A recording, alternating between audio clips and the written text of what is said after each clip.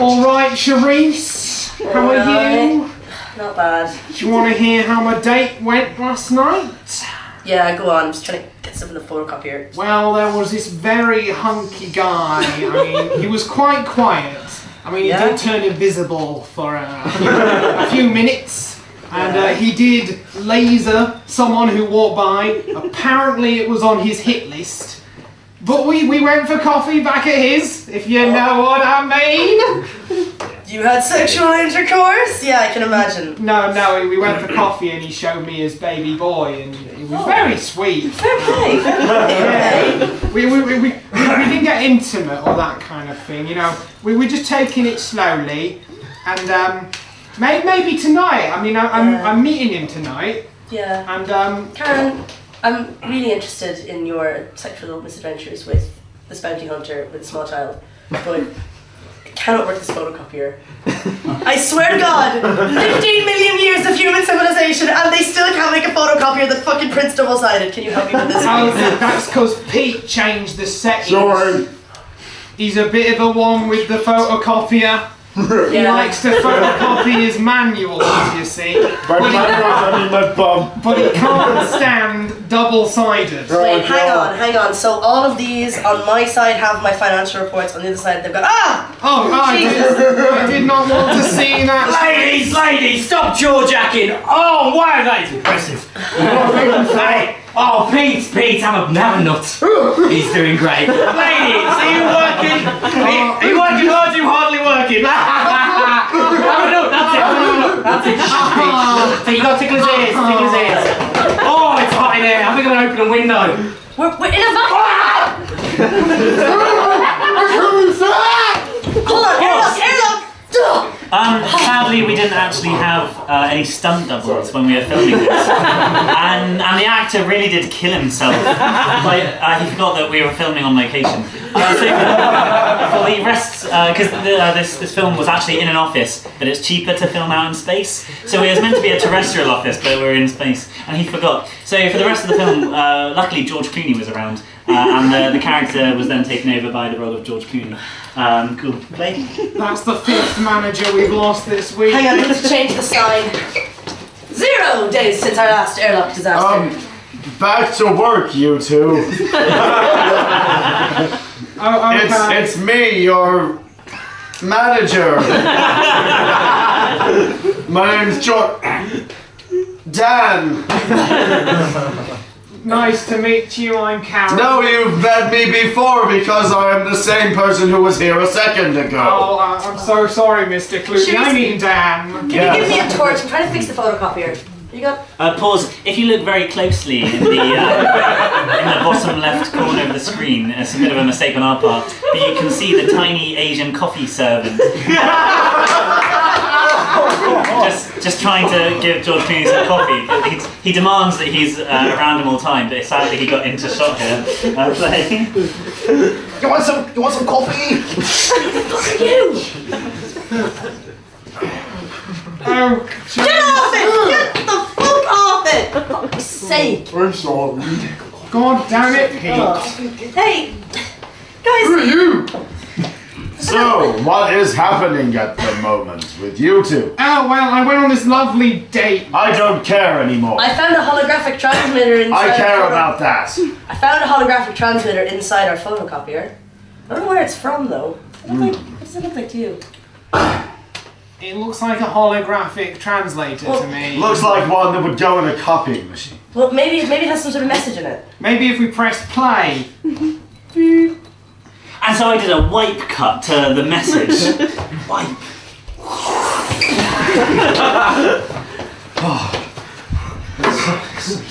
Okay, cool. I'm so glad we both did this together. If you're receiving this message, help! The predator is here! And these two people are so scared they have heart attacks! They can't even see him! Oh god, what are these right behind us? Jimmy! Whoopsie doodles! Pause! I think on this remote I've got a repeat bits. So I'll just repeat over the past 2 or 3 seconds. Repeat. And play. You're coming right behind us! Oh, coming! Oh! No! Oh, look what's happening by accident! Keep rolling! And repeat just the last second. I'm so scared my voice is like, oops,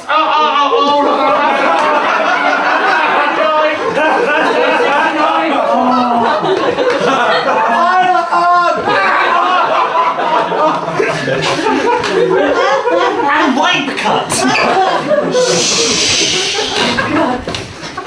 My God! Oh, I looked at my knees! Oh, Jesus! Sorry. What the fuck? Now, my first question should be what exactly was killing them. My real first question is how the fuck did that end up in our photocopier? But I think I can answer both of those questions with one word. Yes, Mr. Clooney. Anything you say, Mr. Clooney, I love you. You see, Sorry, in character. Yeah. a long time ago, back before I was a simple office manager, I used to be an alien. And I fought against. You used to be an alien, sir? Oh yes, I did, Pete. Pete, provide me with some kind of dramatic dance while I tell this story. Okay. When I was this alien, there was one man, who used to always be my main enemy. I remember him like he was Pete, dancing with me, but our dance involved shooting each other. indeed, That's indeed. enough, Pete. Wait, Pete didn't have a chance to twerk Just on go me. fix the toilets. It's okay, sure. He's okay Anyway. for you. Thanks, man. My point is, this man, there were 3 things I knew to be true about him. He liked holograms, lasers, invisibility, and his son. Oh, you were talking about Alan. Oh, he's darling. I know him by a different name. Steve. Predator! Yes, that's right. I said Predator! So the sexy bounty hunter that she had a one-night stand with last You had a night. one-night stand with Well, him? not really. They just had coffee. We just had She's too much coffee of- and then he introduced. I don't care. She was too much of a wimp to go there. You know what I mean? I know. Just never take the opportunity. You know? I mean, like, Guys, I care can about hear you one- whispering in front of me. I remember Steve at the Christmas Christmas party. party. I was just Oh, gonna say. Spiral cut.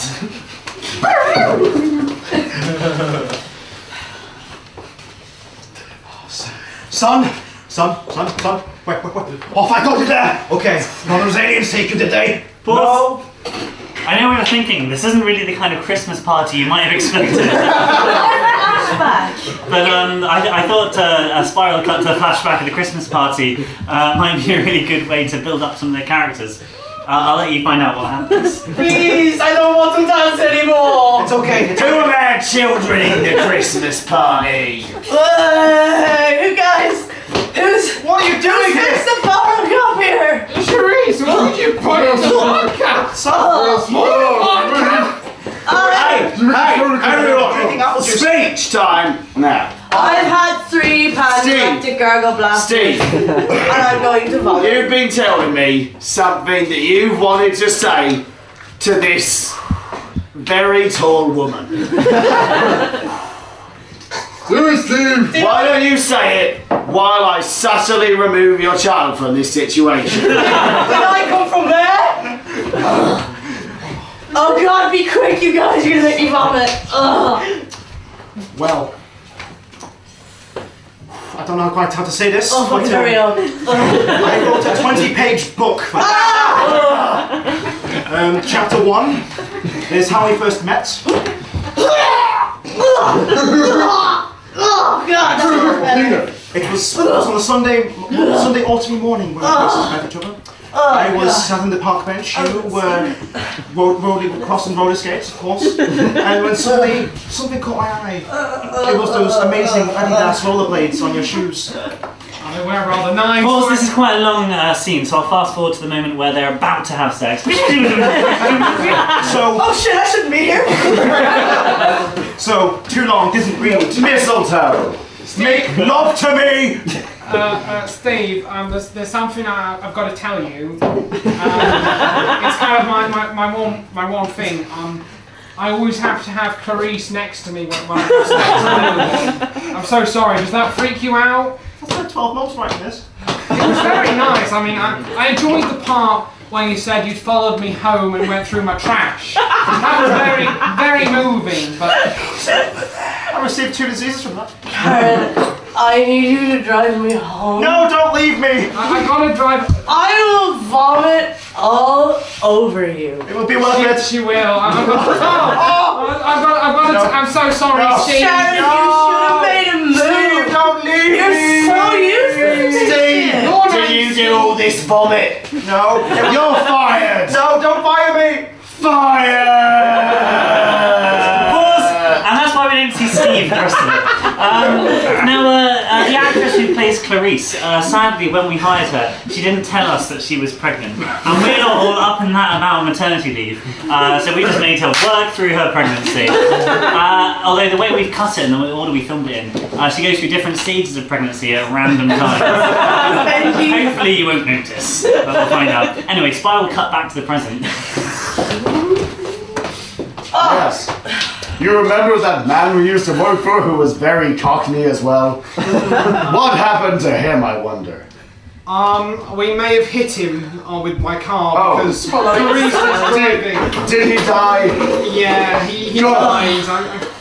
Makes things easier for me. Something we Pause. I decided to have a quick blackout of the scene whilst one of the actors could wipe the spittle off his chin and chest. Blackout. Blackout.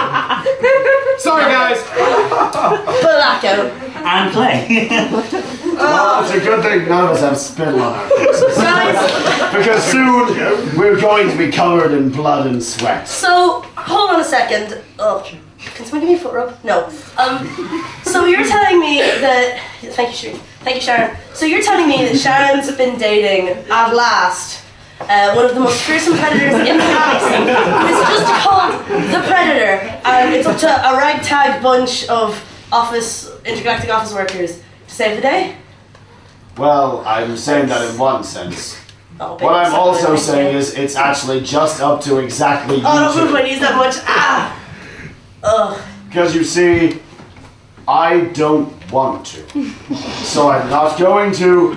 Here is a gun. Goodbye. Looks like it's up to us. Yeah! Clarice and Sharon. Just don't shoot him, okay? I love him.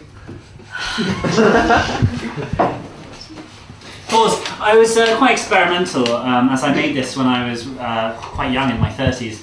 And I decided to mix different genres of films. So as that first part was kind of sci-fi and a little bit gritty, the next part kind of takes a more like childish wonder to it, like a young, mostly animated, cartoony childish wonder as we meet the Predator and play.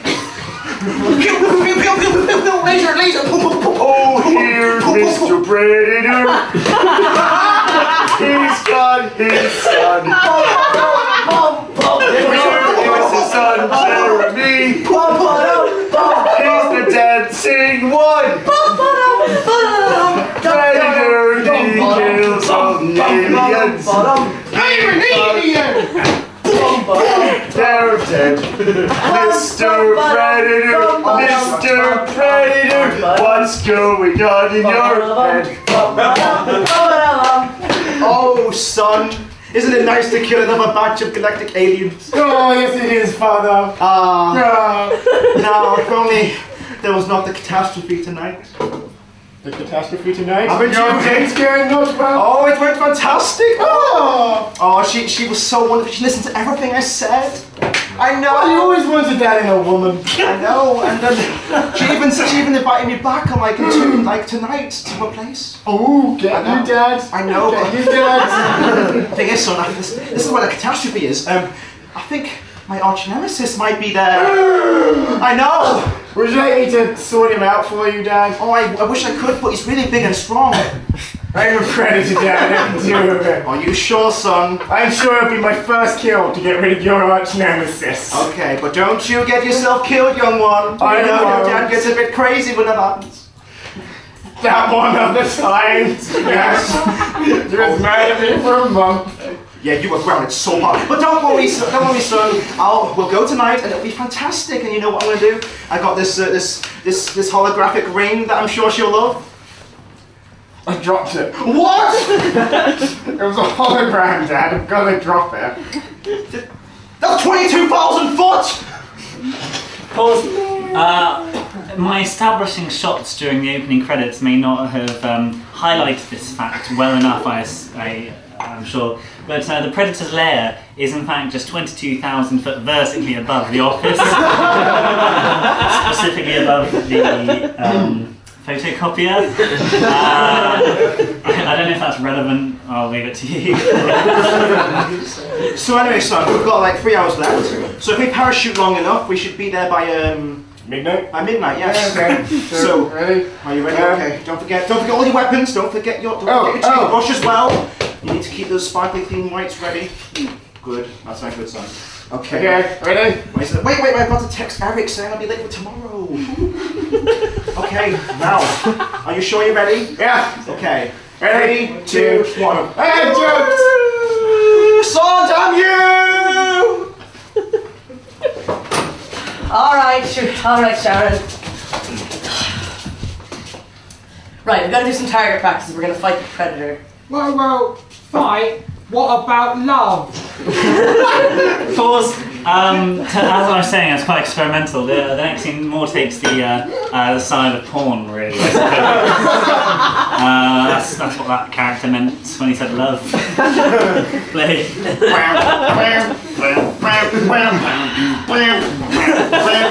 Well, Sharon, I mean, it's just so important that we are prepared for what's about to happen. Yeah. Prepare ourselves. Yeah. Love making with Yeah. Predator. Yeah. Okay, so you take this gun, okay? Okay. And you fire it. Okay, do we need to oil it up first? Yes, presumably.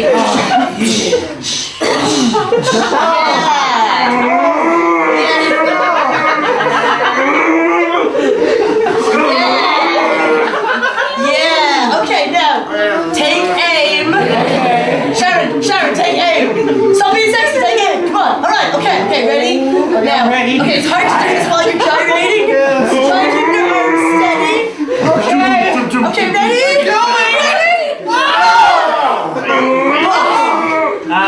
I decided to cut the scene very quickly to the next one before any of the actors went ad lib and made jokes about blowing their loads. But also, I got a severe telling off from my sponsors, the Catholic Church, and so we had to adopt the next scenes in a more Catholic-friendly environment. But we cut the scene and we move on to the next one. Okay.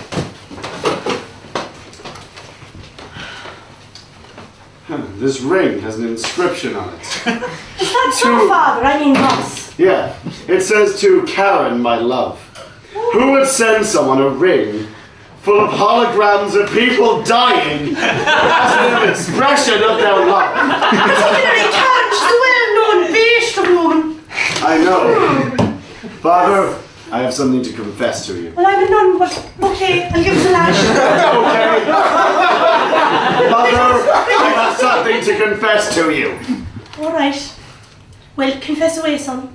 My confession is, I'm secretly also a predator. Oh. That's why I've been trying to kill Alan, so that I can be the only predator left in this universe. Well, I happen to And know. then I can predator everyone. Well, my good son, you may not know this, but I am quite familiar with, the predators, as it is, Yes. primary viewing in the convent. And I know that you only attack those that are carrying weapons themselves. You don't attack the vulnerable or any non-warriors because you're an honourable race. But what you don't know is that every nun is packing heat. Yes!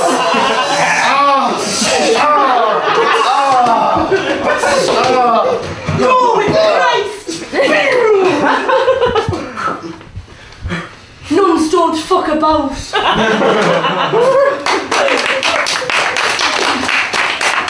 Some may have said it's quite risky to kill off one of the main protagonists. It was on stun. I think the two remaining protagonists managed to do a good job of keeping both the sci-fi elements and the office romance that we're largely yet to see in play. As you'll find out in our mostly rhyming next scene.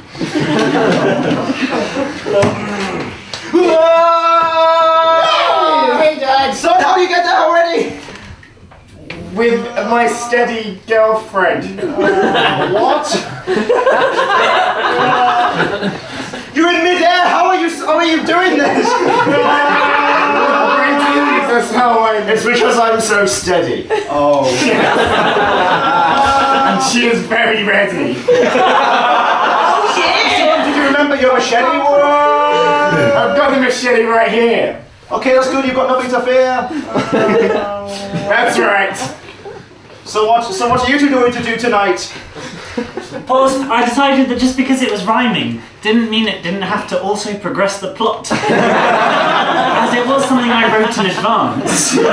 So it can still flow smoothly, like any story should. And it's midnight, we've landed. Oh! Finally, now I can command this gun to shoot the alien Infradian son of a bitch. I know because you have a right itch. Yes.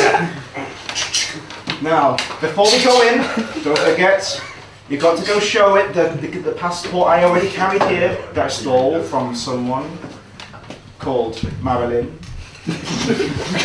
Passport! Oh jeez.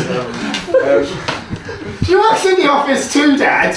Don't worry, it's not so ominous. With your passport, I only borrowed it. Look, why are you sneaking into this office via parachute, stealing my passport, and carrying guns?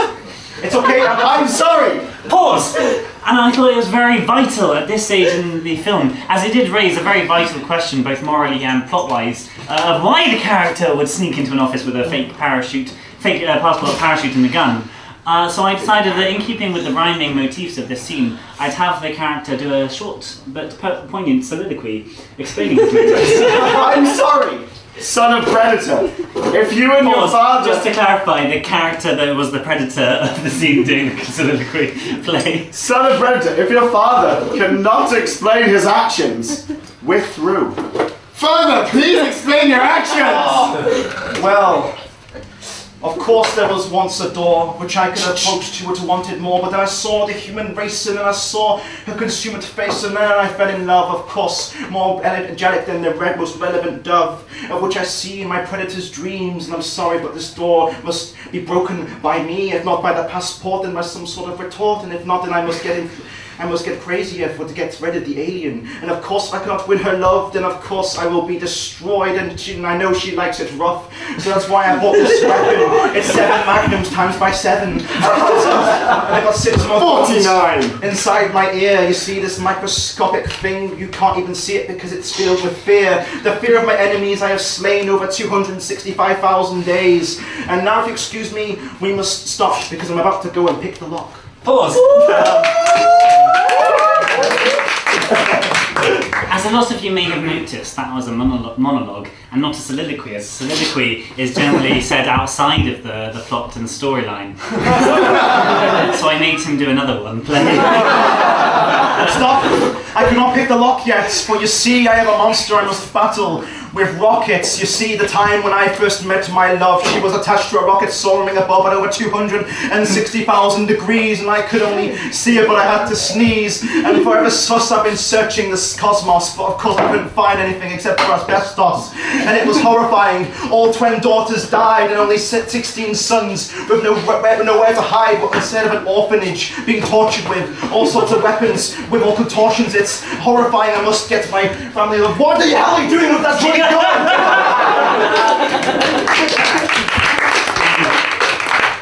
I proposed to her and now she's threatening to kill me. The ring was filled with holograms of people dying! What is it with you people?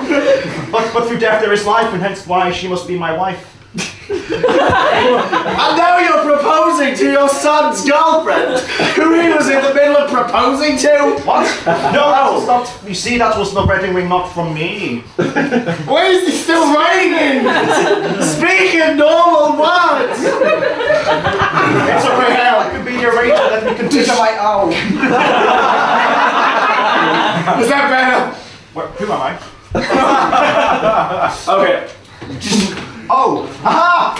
How dare you! How dare you threaten my son?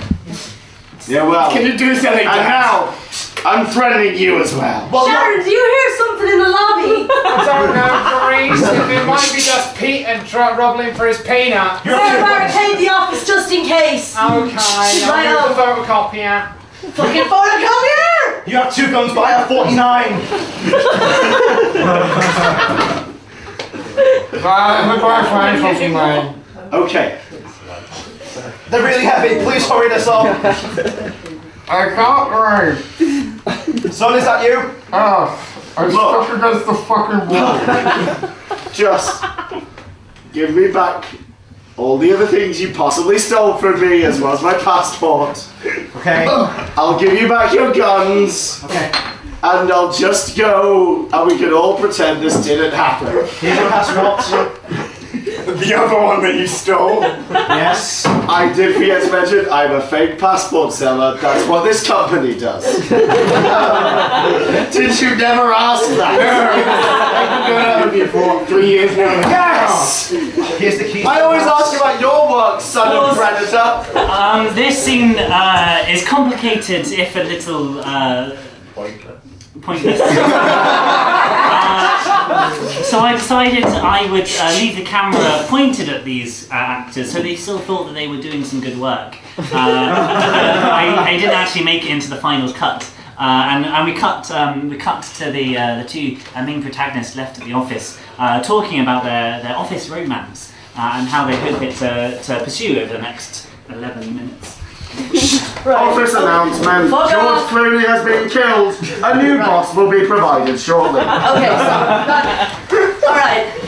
So I think we've pretty much blocked up the door as best we can because I've got a bad feeling about this. Yeah, I think we buried Pete in there as well. Yeah, right, Pete! Pause. He can breathe, he's fine. In the final cut, I'm not sure I included the scene which explains why they've barricaded themselves in. But luckily, I've instructed all of my cast to have painfully long exposition scenes to talk about what's going on in play. Well, you see, it's very simple, right? It is very simple. You were dating the Predator. Yeah. We found a holographic ring by him killing everybody throughout the galaxy on his way here. We did. I hear something downstairs when we're expecting the fucking Predator to arrive. I heard it too. So it's the most natural thing in the world to barricade the office door. When you're expecting the goddamn Predator. The protection of pieces of 8 paper industries is very important to Fuck me. pieces of 8 paper industries, I want to live! That too. But I like my job here.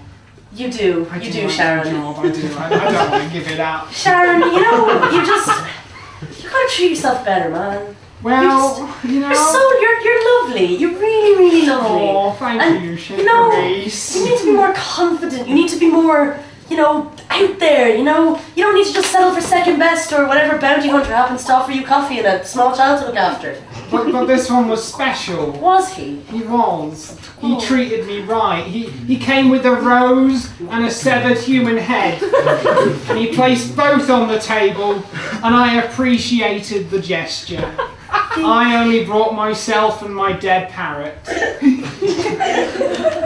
You really, you deserve to be happy, Sharon. You do. I know. You've been good the last 5 years that I've been working here on a part-time 0 hours contract. Who knew that a degree in extraterrestrial molecular biology was going to be useless? I mean, I couldn't have foreseen that. I could have told you that. Thanks, Sharon. Thanks. If only you'd asked me that question. Pause. Some of the sexual tension in the room was waning a little bit, but luckily I had I had a group of nuns on standby. But I had the cast of Fame the Musical surrounding behind the cameras, just to boost the sexual tension a little bit. Because we now get to the part of the film. Behind the camera was the cast of Fame, so you can't see them in shot.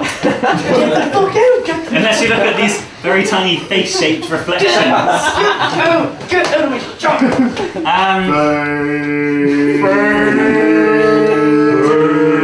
Should I pause there? The audio is detached. Okay, but we now come to the part of the film where we discover why it's really called Office Romance versus Predator, because it's really a story about whether an office romance can be enough to battle Predator. It's a bit of a plot twist, I'm sure, but still, play. See, the thing is, Sharon, you just deserve someone like me. Jaded, cynical, of ambiguous sexuality. I am all that you need. And I've been trying to tell you this ever since that night when I got drunk on Pan-Galactic Gargle Blasters and got sick all over Steve's shoes. By the way, I'm still really sorry about that. You seem really cut up. What do you say, Sharon? I'm right here and probably into you. You ran out, you threw up on Steve's shoes, and we were going to make out, and then you ran him over with my car, and now I can't drive anymore, and now I've got in with this nice Predator man, and now you're saying this. I mean, what am I going to fit? I mean, Sharon, he's on his way to see me tonight, and if he sees you with a gun, well, I can't stop what he's going to do to you. Sharon, you've got a choice. You can choose between a vicious, intergalactic, murdering, evil predator, or me, a temp office worker. And I promise, with me, you'll never be bored. I'm sorry, Carice. I've got to go with him. He's just so rough with me. I mean, I've got laser burns. I am a dissatisfied office clerical worker. You don't even know the shit I'm into. I don't even know the frustrations I need to take out in my lovemaking. I thought you and Pete were an item. I mean, what? I mean, he picked a peanut out of your vomit. I thought that was it. I thought you're off into honeymoon mode. We have to find him up together. But he's my eternal love flower. Dad, I made it in! Oh my God! It's Stephen the Sun. Don't shoot him. Office announcement. Predators can be destroyed by the power of true love. Yes, this is a cop-out. Thank you. Oh, if only someone loved me. Unfortunately, I don't. I'm so sorry. But You want to even like pause a little bit? Pause. I realise at this point in filming, and I probably should have checked this with the casting agency beforehand, the story was never really going to wrap together with the real heart and honesty of true office romance defying alien invasions, with Jimmy playing this role. So I actually swapped him at the last minute with a different actor. Someone a lot sexier, a little bit shorter, a bit of a beard and a bit ginger. And I thought he wasn't really doing it for me either. So I changed him for one of my friends, Dan. My friend Dan Lawrence, actually. Although he had some issues getting into the role, because the other guy I'd hired didn't really want to leave it alone. So we had to kill him, actually. He killed him and he never came back, that man, because that's how death works. So Sharon! So Dan Lawrence got the job. And he really understood what it was to truly fall in love. Truly the act of love as a very physical, naked thing. I'll let you see the next film play. Oh, my co-worker, who I've been together for so long. Oh, Sharon, we've been through so much together. We can conquer the predators together. We can do this. Office announcement. Love making is far more erotic in front of a child. Oi, Jimmy! Get on your knees! I mean, I was on about that one. sorry, Jimmy! We'll get you in next week. Pause. You predators grow fast. Pause. It's a little bit of a political satire. This film involves corporations and how they can own children whose sole purpose in life is to come into offices and aid office rumors. I feel it really talks about corporate tax evasion. All right, Predator. Let's take you on. Daddy's here! Fucking finally! There was a milkman. It's over, Alan. She loves me and not you, and we're gonna buy a convertible together and drive it off a canyon. Oh yeah? Well, I've got a secret weapon. I've got a secret weapon, I do. What is it? Son, get the dead parrot. Your dead parrot? Yeah. Oh no! That was a very big dead parrot. I know, it was amazing. I sat on him. Remember our first date? I do. We talked about him for hours. We did. He didn't speak much, and we realised what happened. Don't you have that severed head? I do. I keep it in my back pockets. I love the fact you got me a talking one. Hello. See? I got me talking one. See? All right, up the apple and pears. I love you to gesticulate without any bloody. Look up here. What? It'll fire its radiation right at you. Dead behind the parrot! It's okay. I can. Say back your severed head, bitch. Oh, it burns. Pretty Polly. You're still dead. Will my tears bring you back to life? Nope, that is a dead parrot. Oh, No, they won't. It's alright, Sharon. We still have each other in the ruined husk of this office. yes. Can I come out now? Let's make him watch. Yes. Ah.